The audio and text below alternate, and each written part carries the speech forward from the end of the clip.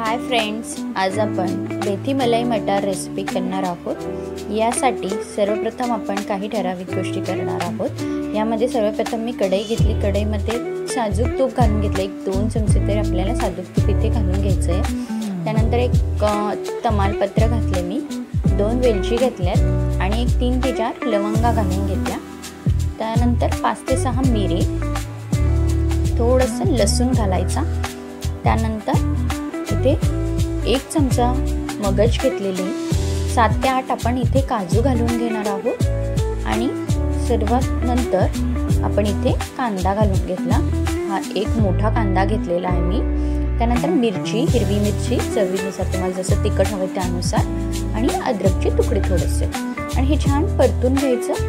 परतून झालं की यामध्ये पाणी घालून हा कांदा जो आहे छान शिजेपर्यंत आपण हे झाकून ठेवून शिजवून घ्यायचा। हा कांदा पाण्यामध्ये शिजल्यानंतर तुम्ही बघू शकता कसा मऊ झालाय कांदा, छान आपला शिजला गेलेला आहे। आता हे आपण तमालपत्र यामधून काढून घेणार आहोत आणि नंतर आपण हे मिक्सरवर वाटून घ्यायचा। कांदा सगळा मिक्सरवर वाटल्यानंतर एकीकडे आपण पुन्हा कढई ठेवून यामध्ये मी साजूक तूप घातले, जिरं घातलं आणि स्वच्छ 2 पाण्याने धुतलेली मेथी घातली। मी इथे मेथी चिरली नाही कारण ती कडू लागेल म्हणून मी ती चिरली नाही, ती डायरेक्ट तसेच घातले। आणि त्यानंतर मटार घालून घेतले। मटार घालून झाल्यानंतर इथे परतून घेतले छान, आणि पुन्हा इथे आपण जी ग्रेव्ही बनवली कांद्याची, छान बघू शकता तुम्ही कशी छान बारीक झालेली ही ग्रेव्ही यामध्ये आपण मिक्स करणार आहोत। मेथीमध्ये छान असं काढून छान परतून घ्यायचं मस्त, आणि हे परतल्यानंतर पाणी घालायचं क्वांटिटीनुसार, कसं घट्ट हवं त्यानुसार तुम्ही पाणी घालून घ्यायचं।